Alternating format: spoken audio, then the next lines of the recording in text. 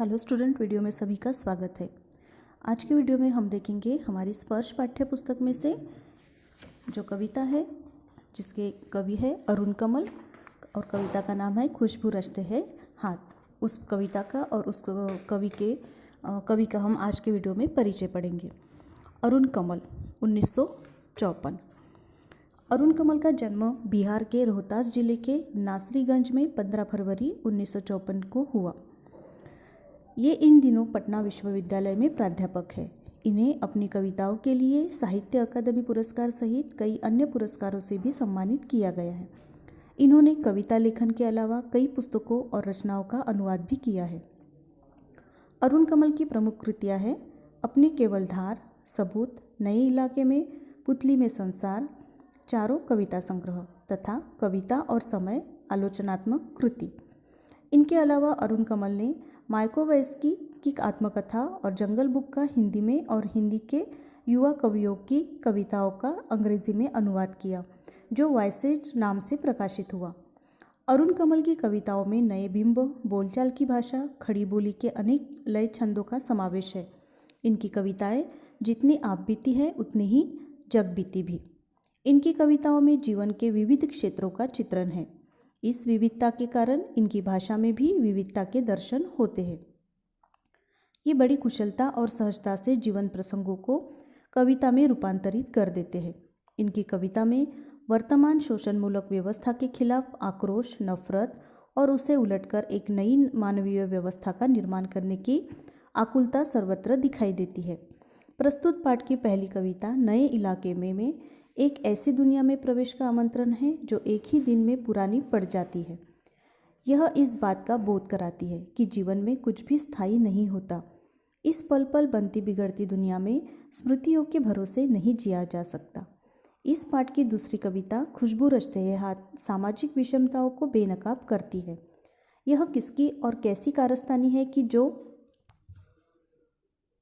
वर्ग समाज में सौंदर्य की सृष्टि कर रहा है और उसे खुशहाल बना रहा है, वही वर्ग अभाव में गंदगी में जीवन बसर कर रहा है।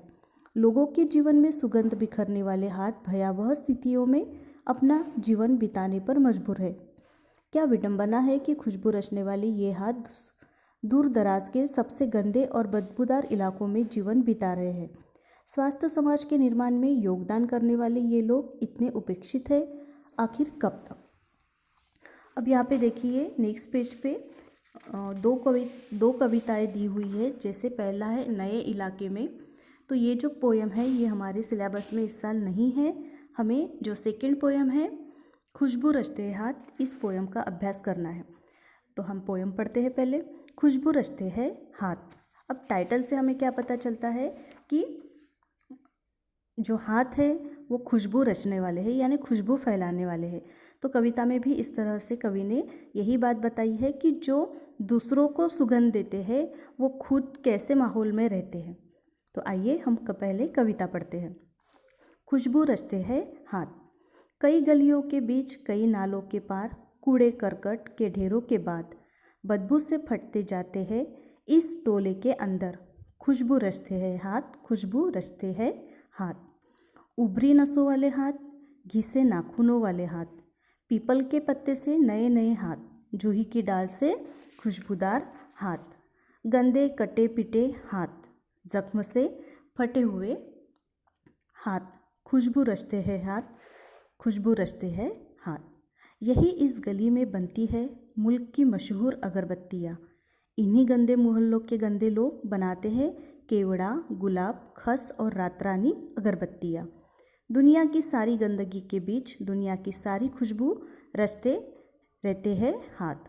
खुशबू रचते हैं हाथ, खुशबू रचते हैं हाथ। एक छोटी सी पोयम है यहाँ पे, और पोयम छोटी सी है लेकिन उसकी जो शब्द रचना है वह शब्द रचना एक समाज का हमें वर्णन बताती है। वो समाज जो अगरबत्तियाँ बनाता है, जो लोग अगरबत्तियाँ बनाते हैं उनके बारे में कवि ने इस कविता के माध्यम से क्या क्या बातें बताई है, यह हम नेक्स्ट वीडियो में देखेंगे। तो आपको ये कवि परिचय और ये कविता आपको पढ़ के रखनी है। Thank you.